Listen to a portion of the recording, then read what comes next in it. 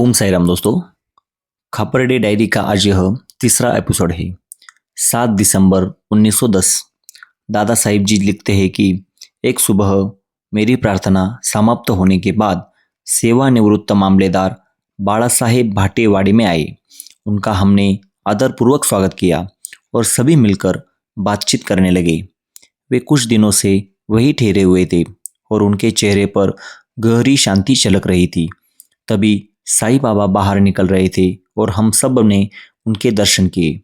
दोपहर के समय में बाला साहेब सहस्त्रबुद्धे, मेरा पुत्र बाबा, बाबू साहेब जोग और अन्य बच्चे हम सब मिलकर द्वारकामाई में गए और वहां बैठ गए। उस समय साईं बाबा अत्यंत प्रसन्न दिखाई दे रहे थे। उन्होंने बाबा साहेब सहस्त्रबुद्धे से पूछा, क्या आप मुंबई से आए हैं? बाबा साहेब ने हाँ में उत्तर दिया। फिर उन्होंने पूछा, क्या आप वापस मुंबई लौटने वाले हैं? इस पर बाबा साहेब ने कहा, हाँ, परंतु आगे मैं मुंबई में ही रहूँगा या नहीं यह निश्चित नहीं है। यह वहाँ की परिस्थितियों पर निर्भर करेगा। इस पर साईं बाबा बोले कि हाँ, यह बिल्कुल सत्य है। तुम्हारे हाथ में बहुत सी बातें हैं और आगे तुम्हें कई कार्य करने होंगे। तुम यहाँ 4-5 दिन और ठहरो। यहाँ रहोगे तो स्वयं पर ध्यान दे पाओगे। जो अनुभव तुम्हें मिले हैं वे वास्तविक है, वे कोई चमत्कार या कल्पना नहीं है। मैं यहाँ हजारों वर्ष पहले भी था। इसके बाद वे मेरी ओर मुड़े और एक नए विषय पर बोलने लगे।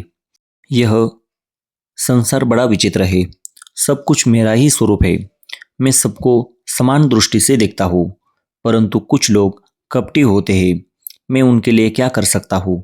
जो स्वयं मृत्यु के मार्ग पर है वे दूसरों की मृत्यु की तैयारी करते हैं। यह सब देखकर मेरा मन बहुत दुखी हो जाता है, परंतु मैं मौन ही रहता हूँ। ईश्वर अगाध है, उसका महिमा अपरंपार है। उसके सेवक हर जगह है और सब शक्तिशाली है। ईश्वर ने जिस अवस्था में रखा है उसमें संतोष मानना चाहिए, परंतु मैं बहुत शक्तिशाली हूँ। मैं यहाँ 8-10 हजार वर्ष पहले भी यहाँ आया था। इतने में मेरे पुत्र ने उनसे कहा, आप पहले जो कथा सुनाई थी वही फिर से सुनाइए। उन्होंने पूछा, कौन सी कथा? मेरे पुत्र ने कहा, वह 3 भाइयों की कथा जो द्वारकामाई में गए थे। तब उसने बताना शुरू किया। तीनों भाइयों में से एक ने सोचा कि वह बाहर जाकर भिक्षा मांगे। बाकी 2 भाइयों ने कहा, ऐसा मत करो, भिक्षा में लाया हुआ भोजन अशुद्ध होगा और हमारे स्थान को दूषित करेगा। तीसरे भाई ने तो यहाँ तक कह दिया कि अगर तुम ऐसा करोगे तो तुम्हारे पैर काट देने चाहिए। इस पर साईं बाबा मुस्कुराते हुए बोले, हाँ, वह सचमुच एक सुंदर कथा थी। जब हम फिर से ऐसी ही बातचीत में मग्न होंगे तब मैं वह कथा विस्तार से सुनाऊंगा। मेरे पुत्र ने कहा, यह स्थिति कब आएगी? कहा नहीं जा सकता। यदि हम यहाँ से चले गए और फिर अवसर आया तो उसका क्या लाभ? इस पर उन्होंने आश्वासन किया, नहीं, ऐसा नहीं होगा। तुम यहाँ से जाने से पहले मैं अवश्य वह कथा सुनाऊंगा। फिर मैंने उनसे पूछा, कल आप क्रोधित क्यों दिखाई दे रहे थे? उन्होंने उत्तर दिया, वह तेली कुछ उल्टा सीधा बोल रहा था।